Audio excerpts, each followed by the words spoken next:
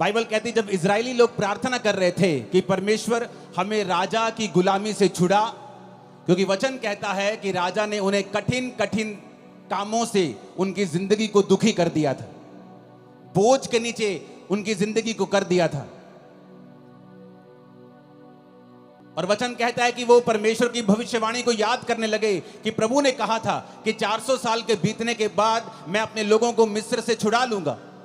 वो प्रार्थना करने लगे जब 430 साल बीत गए, जब भविष्यवाणी पूरी नहीं हुई, क्योंकि वो नहीं जानते थे कि कोई भी भविष्यवाणी अपने आप पूरी नहीं होती जब तक आप उस भविष्यवाणी के विषय में प्रार्थना नहीं करते या काम नहीं करते हैं। इसलिए नए नियम में लिखा हुआ है कि भविष्यवाणियों को तुच्छ ना जाना जाए, और जो भविष्यवाणी तेरे विषय में की गई हैं उनके अनुसार तू एक अच्छी लड़ाई को लड़े। पौलुस ने अपने बेटे, अपने स्पिरिचुअल संत मिथ्यू से यह कहा।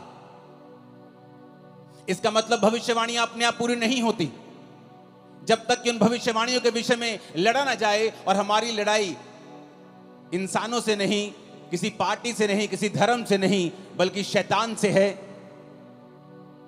और हम परमेश्वर के सामने भी प्रार्थना में लड़ते हैं, जिस तरह याकूब लड़ा था और जीत गया था। तो वचन कहता है कि हमें प्रार्थना करना जरूरी है, और उन भविष्यवाणियों के विषय में जो हमारे लिए की गई हैं उनके लिए भी हमें लड़ना जरूरी है, यानी प्रार्थना में फाइट करना जरूरी है। तो वचन कहता है कि जब वो फंस गए वहां पर, उन्होंने प्रार्थना करनी शुरू की।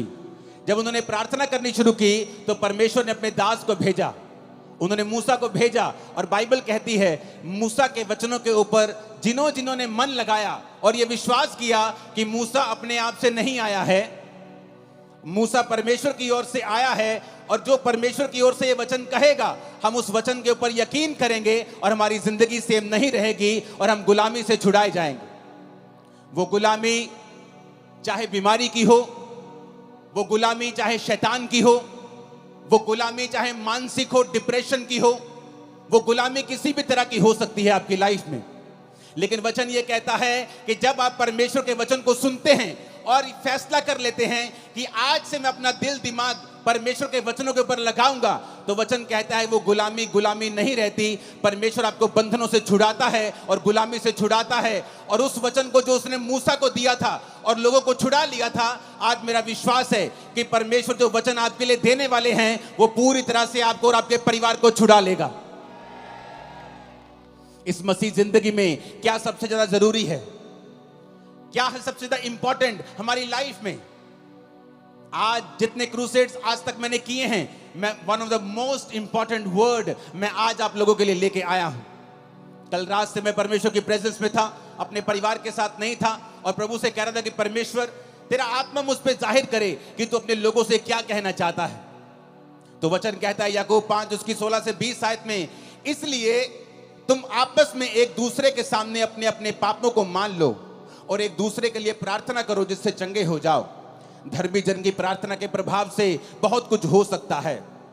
एलिया भी तो हमारे समान दुख सुख भोगी मनुष्य था, और उसने गिड़गिड़ाकर प्रार्थना की कि मेह ना बरसे, तो 3.5 साल बारिश यानी मेह नहीं बरसा।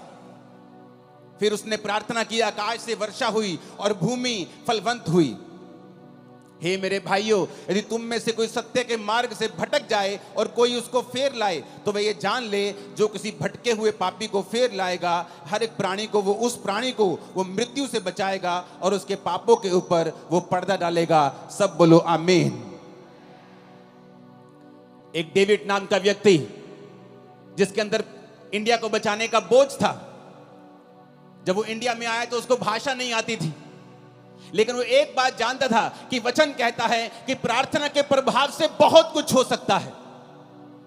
एलिया भी तो हमारे समान दुख और सुख भोगी मनुष्य था, क्योंकि जिनकी जिंदगियों से मिरेकल्स होते हैं या जिनकी लाइफ में मिरेकल होते हैं, लोगों को लगता है कि शायद ये आसमान से उतरा हुआ पुरुष है कोई, इसलिए इसके जब ये प्रचार करता है या ये प्रार्थना करता है, लंगड़े चलते हैं, शायद ये स्वर्ग से उतरा है।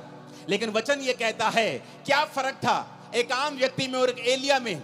एलिया भी तुम्हारे समान दुख सुख भोगी मनुष्य था, यानी उसके जीवन में दुख भी आते थे, उसके जीवन में तुम्हारी तरह सुख भी आते थे, लेकिन बाइबल कहती है कि वो तुम्हारे समान हमारे समान दुख सुख भोगी मनुष्य था, लेकिन जब उसने प्रार्थना की कि मैं ना बरसे तो मैं नहीं बरसा।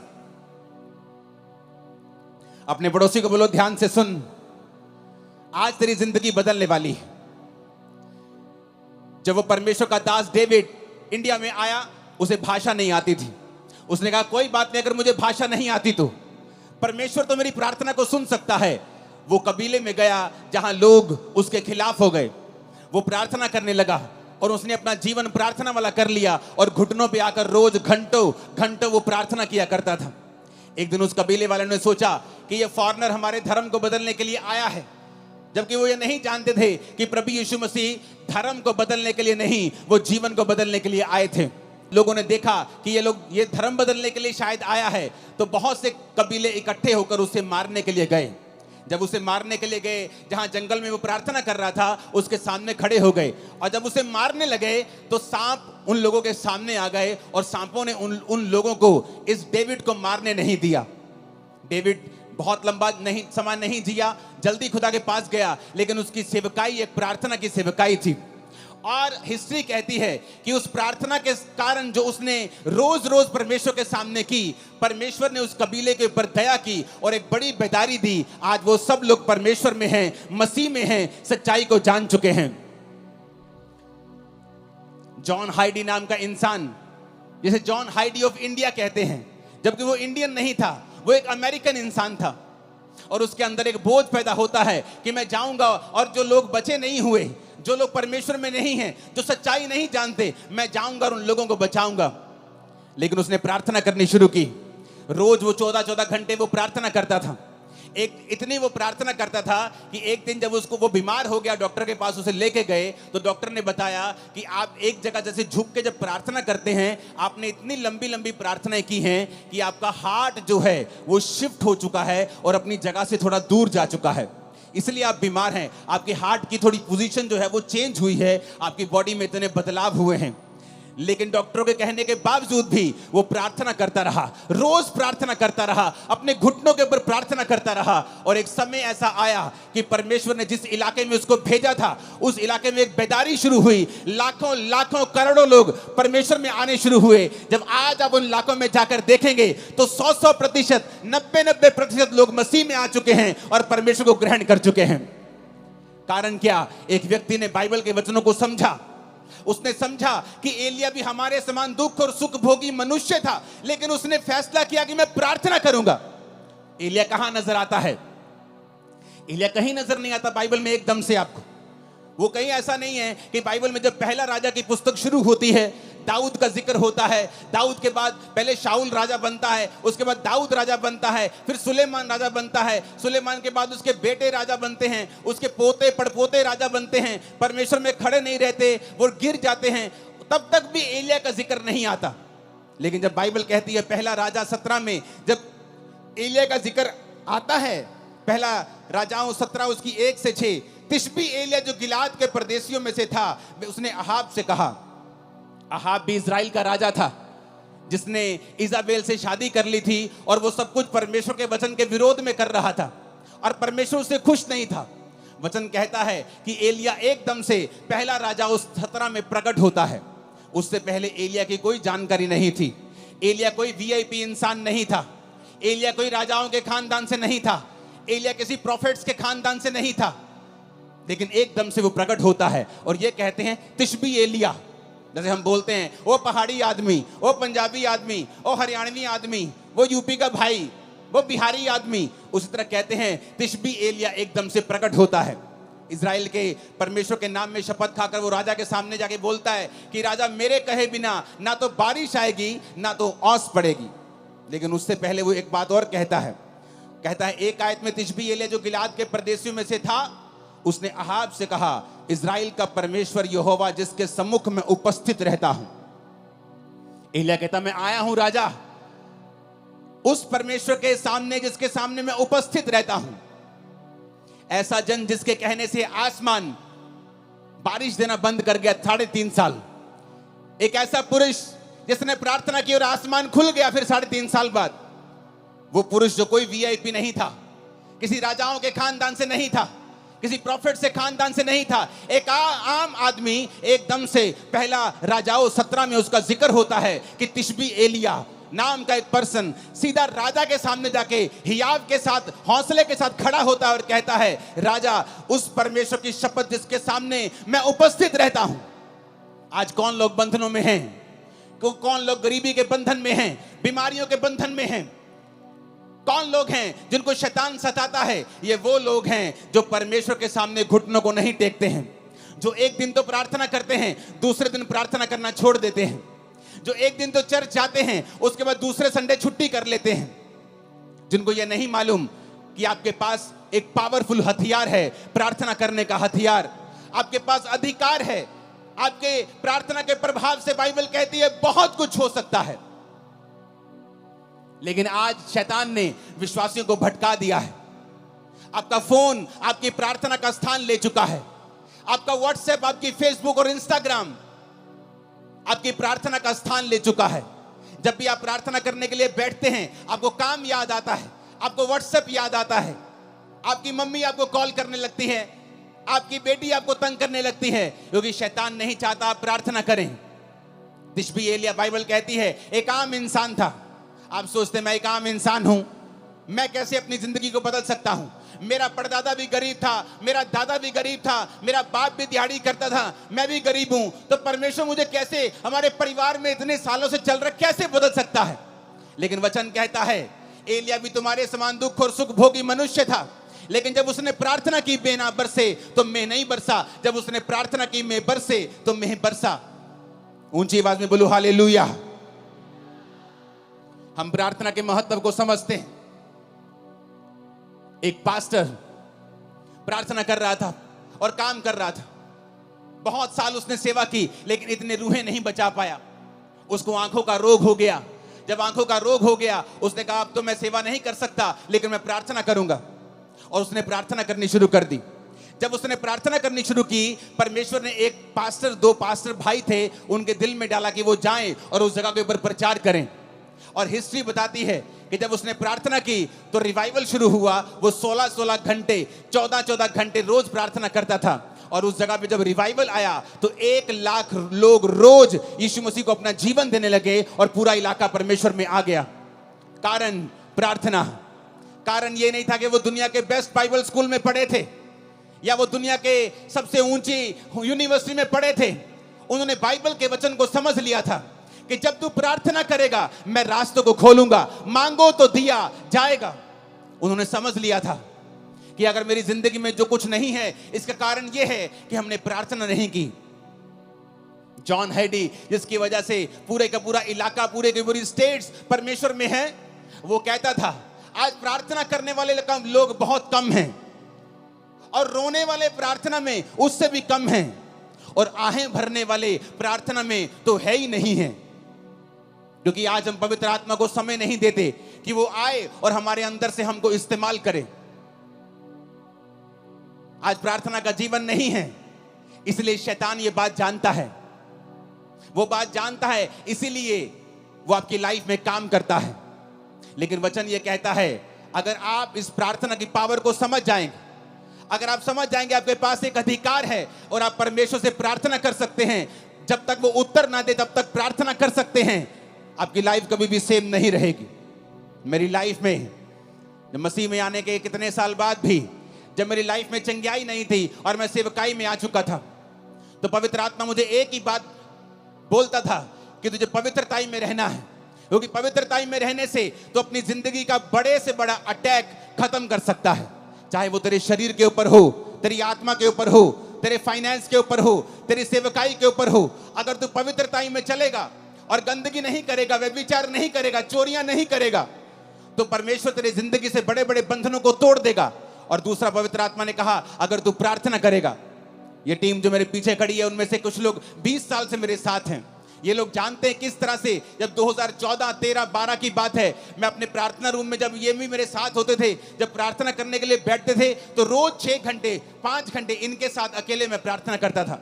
इनके बाद उठ के फिर मैं अपने रूम में प्रार्थना करता था, उसके बाद रात को प्रार्थना करता था। मेरा सारा दिन प्रार्थना में बीतता था और मैं खुद नहीं जानता था कि मैं इतनी प्रार्थना कर रहा हूं, क्या परमेश्वर मुझे उत्तर देगा, लेकिन वचन कहता है उसमें की गई मेहनत कभी व्यर्थ नहीं जाती। वो आपकी प्रार्थनाओं को सुनता है। जो प्रार्थना आपने 10 साल पहले भी की हैं, प्रभु उनको भी सुनता है। और वचन कहता है कि वो अपने खोजने वालों को प्रतिफल देता है। यानी कि जब आप प्रार्थना करते रहते हैं और उसके साथ परमेश्वर को खोजना नहीं छोड़ते, आप चर्च नहीं छोड़ते, आप फास्टिंग नहीं छोड़ते, बाइबल पढ़ना नहीं छोड़ते, आप संगति नहीं छोड़ते, तो परमेश्वर सारी प्रार्थनाओं का उत्तर देता है। मेरे जीवन में भी ऐसा ही हुआ। जो मेहनत मैं करता गया, जो प्रार्थना मैं करता गया, एक समय आया मसीह में आने के 10 साल बाद परमेश्वर सारी प्रार्थनाओं का उत्तर देने लगा। और आज मेरे जीवन में सारी प्रार्थना के उत्तर आ चुके हैं। लेकिन आज भी थोड़े दिन पहले की बात है, जब मैं अपने प्रार्थना के रूम में गया, मैं आपको टेस्टिमनी दूंगा, उससे पहले एक वचन हम और पढ़ेंगे। प्रेरितों के काम 3 उसकी 1 से 8 आयत में लिखा है, पतरस और यूहन्ना तीसरे पहर प्रार्थना के समय चर्च में जा रहे थे और लोग एक जन्म के लंगड़े को ला रहे थे, जिसको वो प्रतिदिन मंदिर के उस द्वार पर जो सुंदर कहलाता है बैठा देते थे कि वो चर्च में आने वाले उसे भीख मांगे। उस भिखारी ने पतरस और यूहन्ना को चर्च में जाते देखा और उससे भीख मांगी। पतरस ने यूहन्ना के साथ उसकी ओर ध्यान से देखकर कहा, हमारी ओर देख। और वह कुछ पाने की आशा से उनकी ओर ताकने लगा। तो पतरस ने कहा, चांदी और सोना तो मेरे पास नहीं है, परंतु जो मेरे पास है वह तुम्हें देता हूं। यीशु मसीह नासरी के नाम से चल फिर। उसने दाहिना हाथ पकड़कर उसे उठाया। उसके पांव और टखनों में तुरंत बल आया। वो उछलकर खड़ा हो गया, चलने फिरने लगा, चलता कूदता प्रभु की स्तुति करता हुआ उस चर्च में गया। वचन कहता है आज बहुत से लोग चाहते हैं कि उनकी मिनिस्ट्रीज में लंगड़े चलें, उनकी जिंदगियों से भी बड़े बड़े काम हों। जब वो प्रचार करें, उनकी मिनिस्ट्री से भी बड़े बड़े काम हों। लेकिन अगर आप ध्यान से बाइबल पढ़ेंगे तो पतरस और यूहन्ना उस समय लंगड़ा चलाने के लिए या हीलिंग करने के लिए चर्च में नहीं आ रहे थे। वचन कहता है वो प्रार्थना करने के लिए चर्च में जा रहे थे। उनके लिए प्रार्थना इतनी इंपॉर्टेंट थी कि वो घर बैठ के प्रार्थना नहीं करना चाहते थे। वो ऐसे ही उठे कि तीसरा पहर है, चलो प्रार्थना करने के लिए वो घर से निकलते थे। प्रार्थना करने का एक इंपॉर्टेंस, एक महत्वता, एक बड़ा स्थान उनकी लाइफ में था। आज लोग कैसे प्रार्थना करते हैं? मोबाइल ऑन करके, टीवी ऑन करके, बच्चों के साथ कुकर के ऊपर दाल चढ़ा के, राजमा चढ़ा के, और साथ साथ में देखते भी रहेंगे कितनी सीटी हो गई। जैसी आपकी प्रार्थना है फिर वैसा ही रिजल्ट है। टूटी हुई प्रार्थना, बिना फोकस की प्रार्थना और टूटी हुई जिंदगी और टूटा हुआ रिजल्ट, चाहे वो सेवकाई में हो चाहे वो लाइफ में हो। इधर वो जा रहे हैं, कहां? चलो आओ चर्च में चले, तीसरे में प्रार्थना करने के लिए। कहां है? चलो 5 किलोमीटर, चलो चलते हैं चर्च में प्रार्थना करने के लिए। अरे क्या प्रार्थना करने के लिए इतनी दूर जाना? चलो किसी कमरे में बैठ के थोड़ा सा कर लेते हैं प्रार्थना। इंपॉर्टेंस, महत्वता, प्रार्थना के जीवन को कीमती समझना, उसे स्पेशल समझना। अफ्रीका के जाके हिस्ट्री देखो, जिन पास्टर्स ने उन्हें बदला है वो अपनी जिंदगी में 90-92% अपना पैसा परमेश्वर को देते थे, सिर्फ 8% रखते थे अपने पास। 14 घंटे रोज प्रार्थना करते थे और बोलते थे कि जिस पास्टर की प्रार्थना 8 घंटे से कम है वो अपने आप को फुल टाइम पास्टर बोलना बंद कर दे। और बोलते थे कि जब हम प्रार्थना नहीं करते थे, जोर जोर से बोलते थे, लोग समझते नहीं थे। जब हम प्रार्थना करके जाते थे तो हम जो भी बोलते थे लोगों के हृदय में जाता था और लोग चेंज होते थे। कारण क्या? प्रार्थना। पतरस और यूहन्ना प्रार्थना करने के लिए जा रहे हैं। कोई लंगड़ा चलाने के लिए नहीं जा रहे, हीलिंग करने के लिए नहीं जा रहे, प्रार्थना करने के लिए जा रहे हैं। और रास्ते में लंगड़ा मिलता है, उनकी ओर देखता है और पैसे की आशा से, कुछ पाने की आशा से देखता है। वो कहता है भाई साहब पैसा तो मेरे पास नहीं है, हाँ चर्च का पड़ा होगा बहुत, लेकिन मेरे पास तो अपना नहीं है पर्सनल, मैं तुझे पैसा तो नहीं दे सकता, लेकिन वो दे सकता हूं जो तुझे सबसे अधिक चाहिए। यीशु मसीह नासरी के नाम से उठ और चल फिर। आप जानते लोगों ने इस मिरेकल के बाद पतरस और यूहन्ना को पकड़ लिया। कहते ये अनपढ़ और साधारण मनुष्य हैं, इनकी जिंदगी से इतना बड़ा काम कैसे हो सकता है? कुछ लोग बोले नहीं नहीं, अनपढ़ साधारण मनुष्य तो हैं पर ये यीशु के साथ रहे हैं। यीशु ने उन्हें 3.5 साल प्रार्थना करना सिखाया है, परमेश्वर के संग चलना सिखाया है, और वचन कहता है कि जब वो प्रार्थना करने के लिए चर्च में जा रहे थे तो रास्ते में लंगड़ा चलाया गया। इतना बड़ा मिरेकल हुआ कि पूरा स्थान चेंज हो गया। यरूशलेम में परमेश्वर के नाम का डंका बजने लगा। कारण प्रार्थना। ऊंची आवाज में बोलो प्रार्थना। नहीं, ऊंची आवाज में, सबसे ऊंचा बोलो प्रार्थना। प्रेरितों के काम 16 उसकी 13 से 15 आयत में लिखा है, सब्त के दिन हम नगर के फाटक के बाहर नदी के किनारे ये समझ कर गए कि वहां प्रार्थना करने का स्थान होगा, और वहां बैठकर उन स्त्रियों से जो इकट्ठी हुई थी बातें करने लगे। लुदिया नामक थुआतीरा नगर की एक बैंगनी वस्त्र बेचने वाली एक भक्त स्त्री सुन रही थी और प्रभु ने उसका मन खोला कि पौलुस की बातों पर वो मन लगाए। उसने अपने घराने समेत उससे बपतिस्मा लिया और विनती की, यदि तुम मुझे प्रभु की विश्वासनी समझते हो तो चलकर मेरे घर में रहो, और वह उन्हें मना कर ले गई। अब यहां पर क्या होता है? यहां पर पौलुस नगर के फाटक के बाहर इसलिए जा रहा है। पुराने टाइम में नगर में फाटक होते थे, शहर बनाई होती थी या फाटक होते थे, तो वो फाटक के बाहर जाना चाहता था, नगर के बाहर, ताकि वो वहां पर प्रार्थना कर सके। नगर के अंदर भी प्रार्थना वो कर सकता था, लेकिन क्यों आज प्रेरितों के काम वाले मिरेकल्स चर्चिस में नहीं होते हैं? क्योंकि वैसी इंपॉर्टेंस परमेश्वर को चर्चों में नहीं दी जाती है। पास्टर्स की लाइफ में भी वैसी इंपॉर्टेंस प्रार्थना की नहीं रही जैसे प्रेरितों के टाइम में हुआ करती थी। वो प्रार्थना किसी घर में भी कर सकते थे, लेकिन बाइबल कहती शाम को स्पेशल वो उठ के गए नगर से बाहर। तब ऐसा भी नहीं था कि गाड़ियां थी, बड़ी बड़ी गाड़ियां थी कि 10 मिनट लगेंगे, चलो गाड़ी में चलते हैं। चल के जाते थे, गधों पे जाते थे, घोड़ों पे जाते थे लोग। तो वचन कहता है कि वो नगर के फाटक के बाहर नदी के किनारे ये समझ के गए कि यहां कोई प्रार्थना करने का स्थान होगा। आओ हम कहीं अकेले एकांत में, जहां कोई हमें देखे ना, हम बैठकर परमेश्वर के सामने प्रार्थना कर सकें। पौलुस को किसी चीज की जरूरत नहीं थी, कोई उसको बीमारी नहीं थी, उसको कोई बरकत नहीं चाहिए थी, लेकिन परमेश्वर के साथ एक रिलेशनशिप, प्रभु के साथ एक संबंध।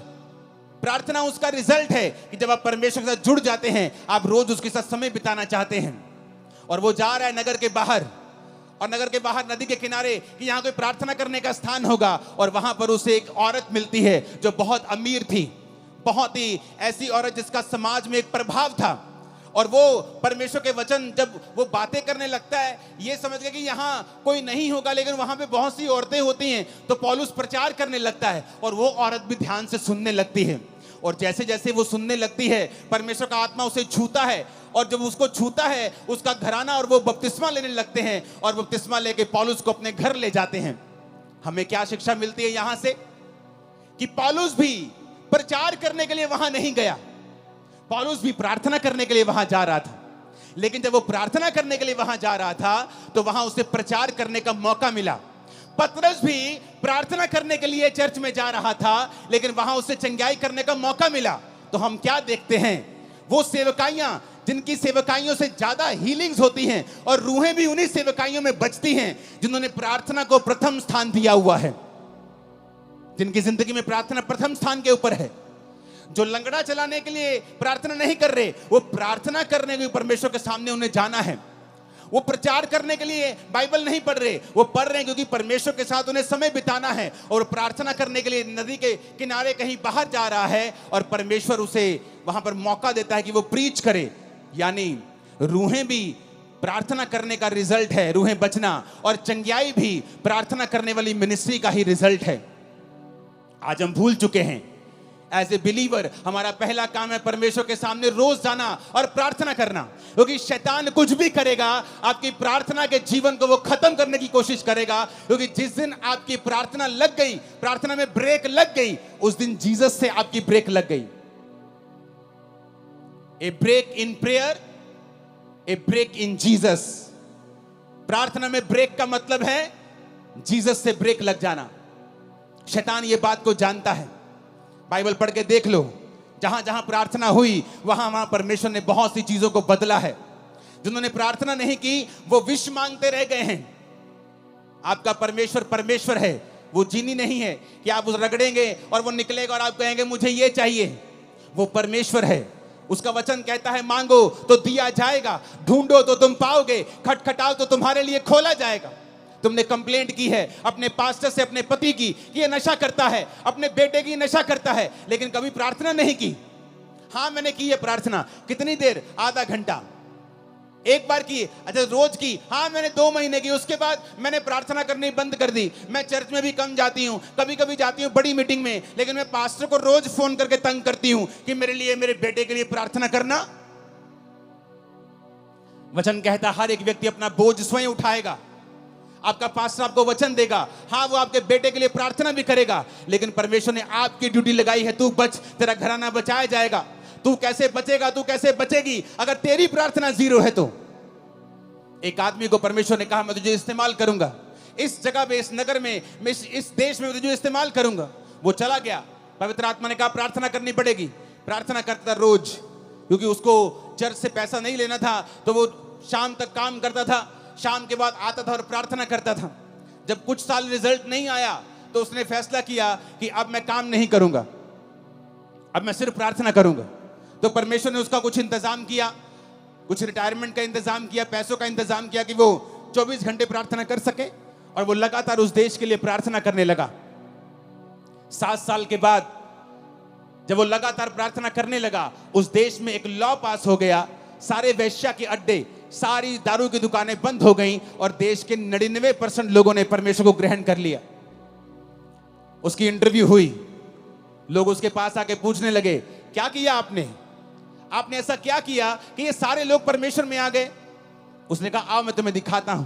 वो अपने प्रार्थना के कमरे में उन्हें ले गया, और लकड़ी का कालीन था, सॉलिड लकड़ी का, और उसमें घुटनों के निशान पड़े हुए थे।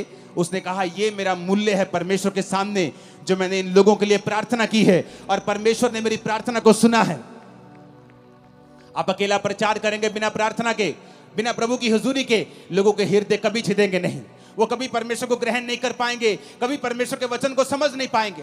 आपको पवित्र आत्मा की फायर और ताकत चाहिए आपके प्रचार के पीछे, कि वो लोगों के हृदय में जाए, और वो आज से वायदा करके जाए कि परमेश्वर आज से कुछ भी हो जाए, मैं रोज प्रार्थना करूंगा, घंटों घंटों प्रार्थना करूंगा, तेरी हजूरी में आऊंगा, और मैं आपको वायदा करता हूं अगले कुछ महीनों और सालों के अंदर अंदर वो आपको छुड़ाएगा और सबसे ऊंचे स्थान के ऊपर लेके जाएगा।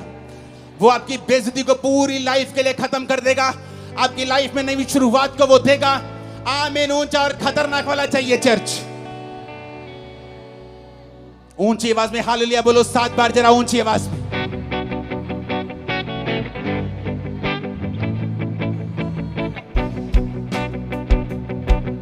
Hallelujah, hallelujah.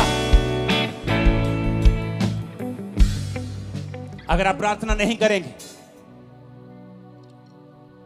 हन्ना अपने पति से लड़ती थी रोज, मेरे बेटा क्यों नहीं, मेरे बच्चा क्यों नहीं है। वो कहता मैं क्या परमेश्वर हूं, मैं क्या खुदा हूं, मेरी दूसरी पत्नी के है, अगर तेरे नहीं, तब 1 से ज्यादा शादियां होती थी पुराने नियम में।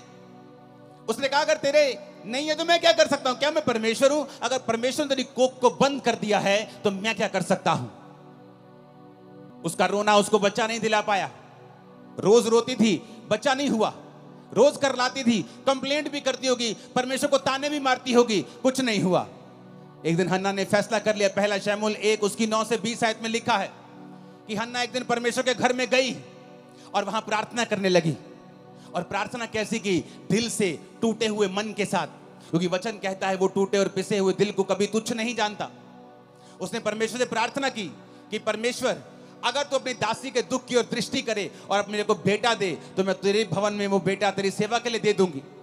और उसके होंठ हिलते थे, क्योंकि वो पूरे मन से प्रार्थना कर रही थी, आंसुओं के साथ, लेकिन सुन नहीं रहा था वो क्या कह रही है।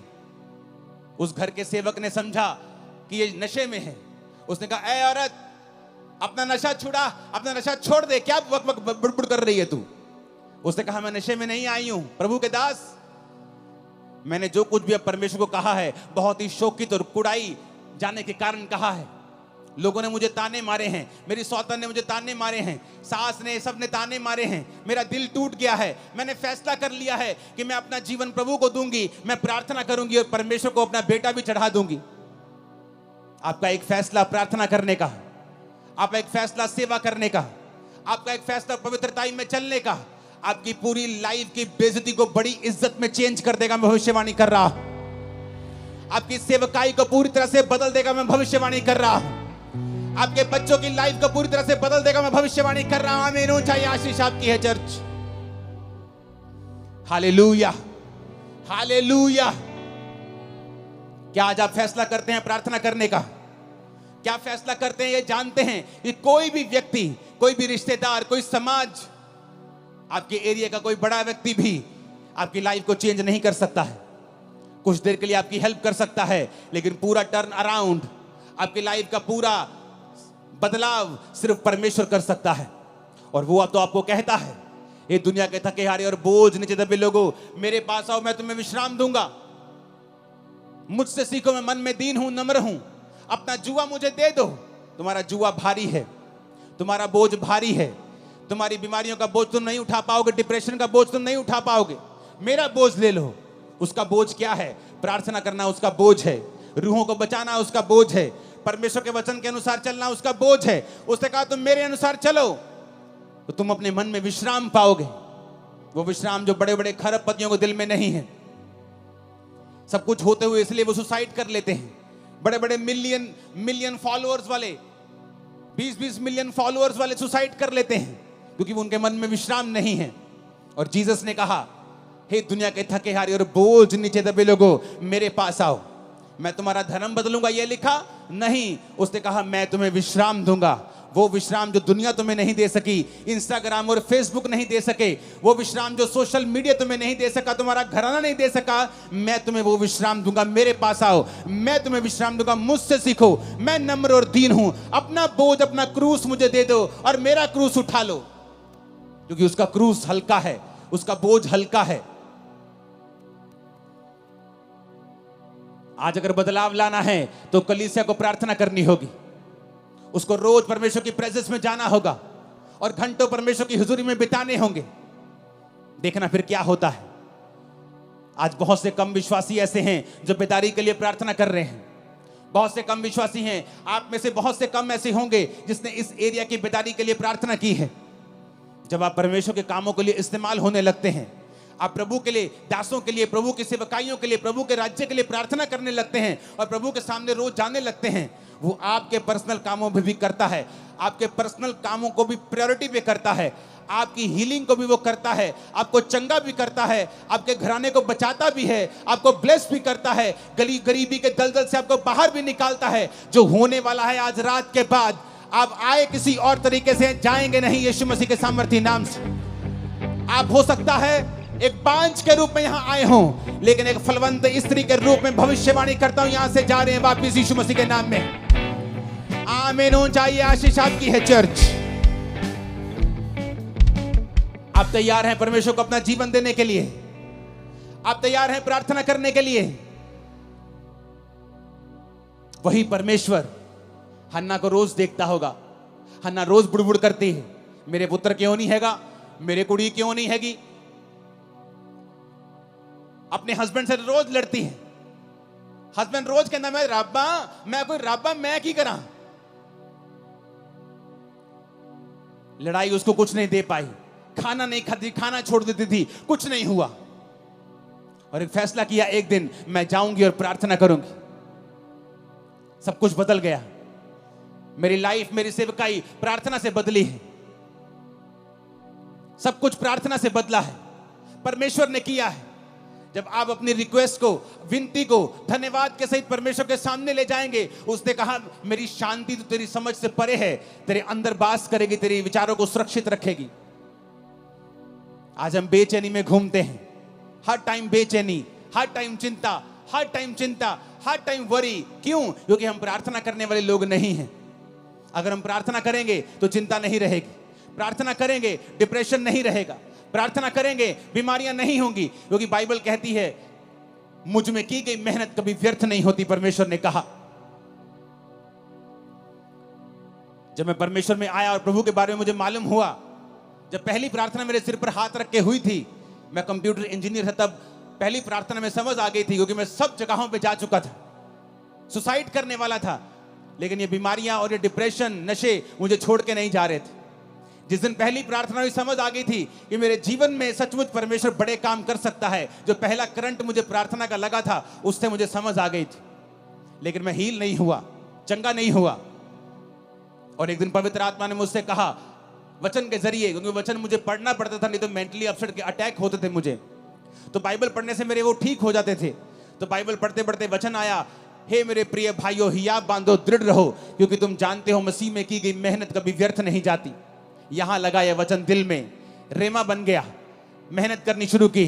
40 रोजे रखे, साल में 1 बार, 2 बार, 3 बार, 4 बार, 5 बार, 5वीं बार या 6ठी बार रोजे थे तो परमेश्वर ने मुझे छुआ और 2005 में उस डिप्रेशन से पूरी तरह आजाद कर दिया। आज 25 हो चुका, 20 साल से मैं पूरी तरह से आजाद हूं, नशे से, डिप्रेशन से। कारण क्या? प्रार्थना, जो परमेश्वर ने हमें अधिकार दिए हैं। आपने कंप्लेंट अपने पास्टर को की है कि आपने रोज प्रार्थना की है? आपने 2 महीने करके बंद कर दी, आपने लगातार प्रार्थना नहीं की। आपको वचन के ऊपर खड़े होना होगा जब अगर आप चाहते हैं रिजल्ट आए तो। संविधान में लिखा है अगर रजिस्ट्री आपके मकान की आपके नाम पर है तो कोई उस पर कब्जा नहीं कर सकता, लेकिन लोग कब्जा फिर भी कर लेते हैं। फिर आप क्या करते हैं? रोते हैं। क्या रोने से घर छूट जाएगा? आप लड़ेंगे, वो गैर कानूनी है। क्या करेंगे? आप केस करेंगे, कोर्ट में जाएंगे, संविधान के मुताबिक बताएंगे जज को संविधान में ये लिखा है और ये लॉ के मुताबिक ये मेरा मकान है। लेकिन आपको ये भूल गया कि बाइबल आपका संविधान है। शैतान ने आपकी सेहतों के ऊपर कब्जा किया हुआ है, आपके बच्चों को नशों में लगाया हुआ है, उसने आपके घराने पे, आपके फाइनेंस पे कब्जा किया हुआ है। आप सिर्फ रोते हैं, रोने से कुछ नहीं होगा। कंप्लेंट करते हैं, उससे भी कुछ नहीं होगा। आपको परमेश्वर के सामने जाना होगा, घुटने टेकने होंगे, हाथों को उठाना होगा, स्वर्ग के परमेश्वर की ओर दुहाई देनी होगी और वो खोल देगा आसमान। मैं आपको फिर कह रहा हूं, वो आसमान खोल देगा और आपको उसी ऊंचाई पर लेके जाएगा जिसके लिए आपको उसने पैदा किया है। लेकिन हमें फैसला करना होगा कि हमारा सोता परमेश्वर है या नहीं। क्योंकि आपने कंप्लेंट भी करके देख ली, आपने रो लिया, अपने बच्चों से लड़ लिया, अपने हस्बैंड से लड़ लिया, अपनी वाइफ से लड़ लिया, अपने भाई से लड़ लिया, लड़के भी कुछ नहीं हुआ, रो लिया, करला लिया, कलेश डाल लिया, कुछ नहीं हुआ। परमेश्वर तुम्हें सिखाता है ना बल से ना शक्ति से, बल्कि उसकी आत्मा के द्वारा कि मेरे बेटे, मेरी बेटी, तुझे मेरे पास आना होगा। सेवकाई को चेंज करना है, मेरे पास आना होगा। जो लोग आपकी बात नहीं सुनते। 2011 में मैं बड़ा फ्रस्ट्रेट था। मिनिस्ट्री 7000 क्रॉस कर चुकी थी, 7000 की चर्च क्रॉस कर चुकी थी, लेकिन मैं बड़ा फ्रस्ट्रेट था क्योंकि मैं जैसा चाहता था वैसा काम नहीं होता था, टीम वैसा बिहेव नहीं करती थी। और मैं फ्रस्ट्रेट हुआ और मैं चला गया प्रार्थना में, देश को छोड़ दिया और 21 दिन के लिए प्रार्थना में चला गया। वो 21 दिन मैं अनमैरिड था, अपनी फैमिली से वैसे भी बहुत मैं कम बात करता था। मेरी मदर थी शायद, जो सेव हो चुके थे शायद 2011 में, वो भी नहीं हुए थे या एकदम से ताजे ताजे सेव हुए थे। कोई फैमिली मेंबर मुझसे बात नहीं करता था। बस 21 दिन सिर्फ प्रार्थना की। अपने होटल के कमरे में रहता था और जब प्रार्थना से उठता था तो मुझे मालूम नहीं होता था कि दोपहर का समय है कि रात का समय है कि सुबह है। मोबाइल छोटे होते थे, छोटा मोबाइल दिखता कि कितना समय हो गया। फिर सोता था, फिर उठता था, प्रार्थना प्रार्थना। 21 दिन मैंने प्रार्थना की। जब मैं वापस आया मेरी सेवकाई पूरी तरह से बदल गई। लोग मेरी बात सुनने लगे, टीम्स मेरी बात सुनने लगी। मेरे मन मुताबिक जो खुदा ने मुझसे चाहा था वैसा मेरी मिनिस्ट्री में काम होने लगा, क्योंकि परमेश्वर ने मुझे दिखाया कि तेरे प्रचार से भी कुछ नहीं होगा, तेरे चाहने से भी कुछ नहीं होगा, तेरी डेडिकेशन से भी कुछ नहीं होगा। जब तक तुम मेरे सामने घुटने नहीं टेकेगा, मेरे सामने नहीं आएगा। वो 21 दिन थे जब परमेश्वर ने मुझे सिखाया कि चाहे तेरी सेवकाई में 500 लोग हों या आने वाले समय के 5 लाख हों, तुझे रोज मेरी प्रेजेंस में बने रहना है, मेरी हजूरी में बने रहना है। तब समझ आई और उसके बाद मैं रोज अपने आप को प्रार्थना में देने लगा। अपनी लाइफ में प्रार्थना को प्रथम स्थान दिया। आज चाहे मैं शादीशुदा हूं, मेरे बच्चे हैं, मेरी फैमिली है, बड़ी सेवकाई चर्च है, सैकड़ों ब्रांचेस हैं, लेकिन मेरी प्रार्थना का समय बढ़ा हुआ है, आगे से भी ज्यादा है मेरी प्रेयर का समय। क्योंकि मैं सीक्रेट जानता हूं, मैं ये भेद जानता हूं कि भेद है खुदा के साथ रहना, भेद है प्रार्थना करना, भेद है तुम दुख और सुख भोगी मनुष्य हो। एलिया कोई स्वर्गदूत नहीं था। राजा के सामने जाके बोलना कि राजा मेरी जिम्मेवारी से बोलता हूं, तेरे देश में बारिश नहीं आएगी, यानी तेरा देश भूखा मरेगा। आज तो जमीन के नीचे से पानी निकाल लेते हो समरसिबल से, तब ऐसा नहीं होता था। कुएं खोदने पड़ते, निकले पानी ना निकले उस इलाके में जहां वो रहता था। उसने जिम्मेवारी ली। दिलेरी कहां से आई? प्रार्थना से। बाल के नबियों को मार दिया, बड़े बड़े काम किए। फिर इजाबेल ने कहा, एलिया आज तेरा सिर मैं धड़ से अलग कर दूंगी। एलिया भागा, एलिया भागा। उसका भागना, उसका डरपोकपन इस बात का सबूत था कि एलिया भी एक मनुष्य ही था। उसकी पहली दिलेरी इसलिए थी कि वो रोज प्रार्थना में समय बिताता था। उसके बाद जब इंसान विक्ट्री देखता है, जीत देखता है, इंजॉय करने लगता है, प्रार्थना भूल जाता है, तो शैतान फिर से उसे डराने लगता है। वो फिर से भागता है और खुदा से कहता है, खुदा मुझे मार दे, मैं अपने वंशों से अच्छा नहीं हूं। परमेश्वर से रोटी देता है और पानी देता है, बोलता है खा, तुझे बहुत काम करने हैं। यानी एलिया भी स्वर्गदूत नहीं था, नहीं तो वो भागता थोड़ी। उस राजा से डरा नहीं, राजा की वाइफ से डर गया वो। प्रार्थना, प्रेयर्स।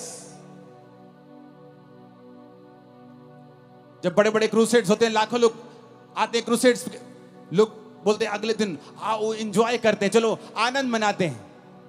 हाँ आनंद करो, कोई बात नहीं, लेकिन अगली मीटिंग के लिए मुझे फिर खुदा की प्रेजेंस में ही जाना है, क्योंकि पिछले मसे से मैं अगला संडे नहीं चला सकता हूं।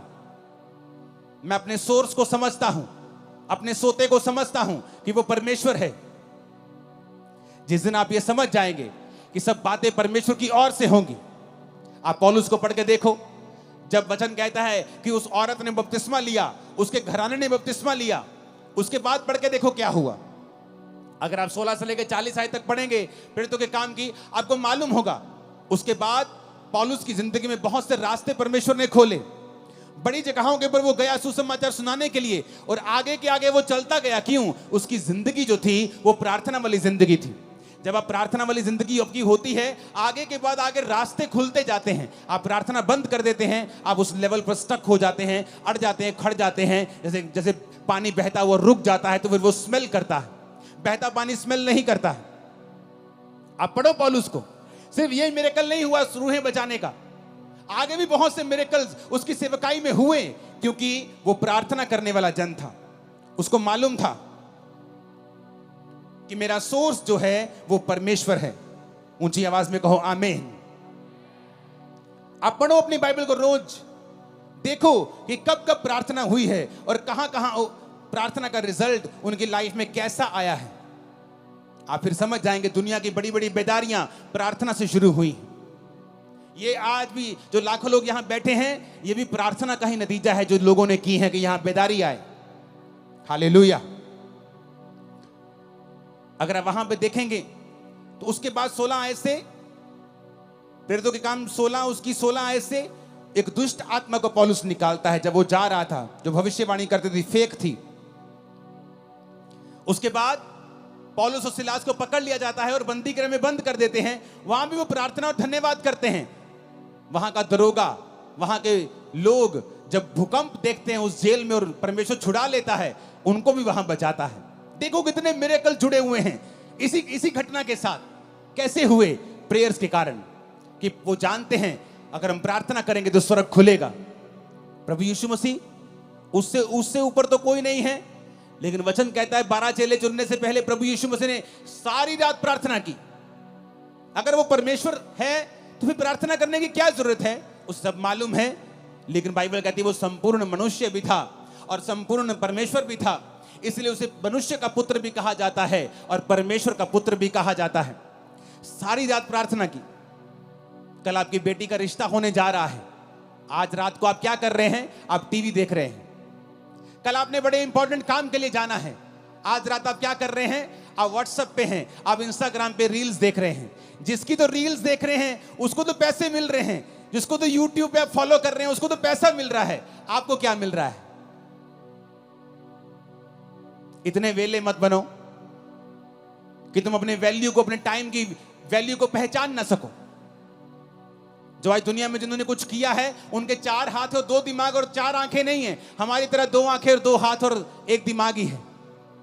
अपने समय का सदुपयोग करो, उसे परमेश्वर में इन्वेस्ट करो, लगाओ उसे परमेश्वर में, और आप अच्छा समय काटने वाले हैं। मैं भविष्यवाणी करके जा रहा हूं, अच्छा समय मुकेरिया चर्च आप काटने वाले हैं। आमीन ऊंचा चाहिए।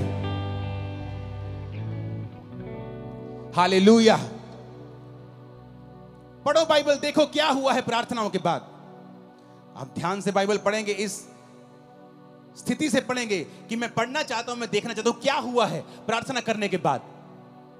कितने बदलाव आए हैं सेवकाइयों में, पर्सनल लाइफ में, मैरिड लाइफ में, बच्चों की जिंदगी में, फाइनेंशियल लाइफ में, सोशल लाइफ में। बहुत से बदलाव आप देखेंगे जिस दिन आप प्रार्थना करने का मन बना लेंगे। मैं करता जी, मैं नहीं करता जी प्रेयर, मेरी वाइफ बहुत करती प्रेयर। और वचन क्या कहता है कि आदमी को लीड करने के लिए चुना गया है। जब आदमी, घर का आदमी लीड नहीं करेगा, वो घर कहीं नहीं पहुंचेगा। औरत को जो आदमी लीड कर रहा है उसे संभालने का मसा दिया गया है।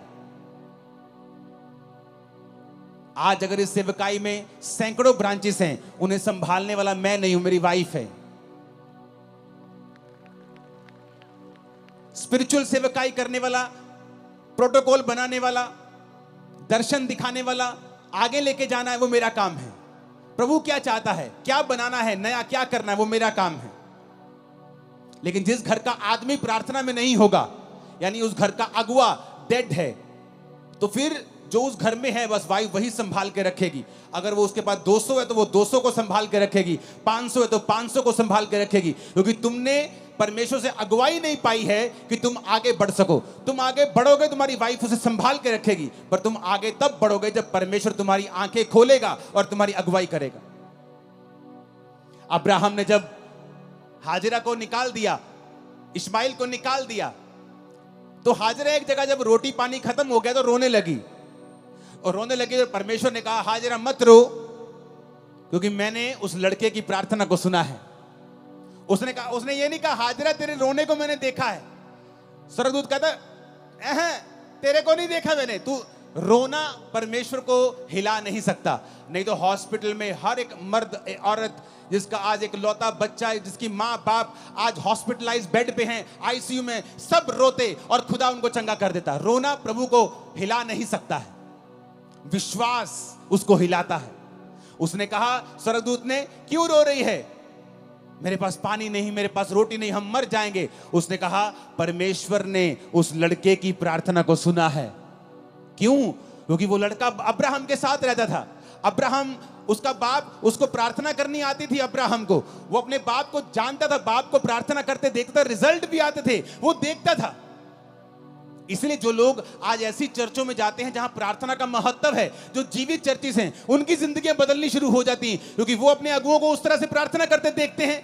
लेकिन जिन पास्टर्स की खुद प्रेयर नहीं है, आप भी अंधे और आपके लोग भी अंधे, आप भी भटक रहे हो, आपके लोग भी भटक रहे, आप भी दुखी, आपके लोग भी दुखी। तो उस दूत ने कहा, परमेश्वर ने तेरे बेटे की प्रार्थना को सुना है, उसके आंसू देखें, उसकी प्रार्थना को सुना है। और पास में एक कुआं दिखाई दिया, उसकी आंखें लिखा खोल दी, यानी चंगाई उसके पास थी। लेकिन जब आंखें बंद होती हैं, आपको कुछ नजर नहीं आता है। हल आपके पास ही पड़ा होता है, नजर नहीं आता। सालों साल घर में दबा रहता, नजर नहीं आता। जिस दिन आप यहोवा को पुकारते, नजर आता है। आज मैं प्रार्थना करता हूं, यहोवा आपकी आंखों को खोल दे और आपको हल नजर आए यीशु मसीह के सामर्थ्य नाम में। यीशु के नाम में हल नजर आए आपको, यीशु के नाम में। आमीन। ऊंचाई आशीष हमारी है चर्च। आप मेरी बात को समझ रहे कि नहीं? हल नहीं होगा। आपकी आंखों के सामने एक कुआं होगा और आपकी आंखें बंद होंगी। आप कभी कुएं के खब्बे, कभी कुएं के सज्जे, कभी आप सीधा नहीं जा पाएंगे। क्यों? आपकी प्रार्थना जीरो है, आपका परमेश्वर के साथ कोई संबंध नहीं है। अब्राहम ने कहा अपने नौकर को, जा और मेरे बेटे के लिए एक बहू लेके आ। जाके वो प्रार्थना करता है। उसे मालूम था इट इज इम्पॉसिबल कि मैं एक अच्छी लड़की ले जाऊं, इट इज इम्पॉसिबल। प्रार्थना करता है, हे पिता, ऐसी लड़की जो मुझे पिलाए, मेरे ऊंटों को पिलाए, ऐसी लड़की भेज। और परमेश्वर भेजता है। क्यों? प्रेयर। हर ग्रेट आदमी जानता है प्रेयर उसका राज है, उसका सीक्रेट है। आपकी लाइफ में प्रेयर नहीं है, आपकी लाइफ में कुछ नहीं है। फिर आप टाइदर हो सकते हैं, चर्च के फाइनेंशियल सपोर्टर हो सकते हैं, लेकिन परमेश्वर की निगाह में आपकी बहुत बड़ी वैल्यू नहीं है। अगर आपका फेसबुक अकाउंट आपको प्रार्थना करने से रोक रहा है, यहीं डिलीट करके जाना, खोल लेना जाके 50 दिन बाद जब प्रार्थना सेट हो जाए। खुदा ने कहा ऐसा इंसान जो तुम्हें काना करता है, कहता है तू काना होके परमेश्वर के राज में प्रवेश कर लेना। ऐसा ना हो कि 2 आंखें रख के तू नरक में चला जाए। फेसबुक अकाउंट रखने का कोई प्रॉब्लम नहीं है, लेकिन अगर वो प्रार्थना खत्म कर रहा है तो डिलीट कर दो और प्रार्थना में चले जाओ। ऐसी हर चीज को खत्म कर दो। काना होके प्रवेश कर लो, लंगड़ा होके प्रवेश कर लो, एक टांग के साथ लंगड़े होके चले जाओ, लेकिन चले जाओ। जो सही है उसे अपना लो। आज लड़ाई है अपनी फैमिली से, बहू से, सास से, माफ कर दो आज, नहीं तो प्रार्थना नहीं कर पाओगे परमेश्वर के सामने। और लेकिन अगर आज आपने इस वचन को सुन के जो खुदा ने मुझे दिया है, मैं अपने आप से नहीं कह रहा हूं, और आपने प्रार्थना करने का, प्रभु के साथ जीने का मन बना लिया, मैं आपको बता रहा हूं, आपकी इज्जत की जाएगी, आप ऊंचे किए जाएंगे, आप चंगे किए जाएंगे, आप आजाद किए जाएंगे, आप ब्लेस किए जाएंगे यीशु मसीह के सामर्थी नाम में। आपकी लाइफ सेम नहीं होगी, आप बड़े देशों में होंगे, बेस्ट जगहों के ऊपर आप होंगे, आपका घराना यीशु मसीह के नाम में आशीषित होगा। आमीन। ऊंचाई आशीष हमारी है चर्च।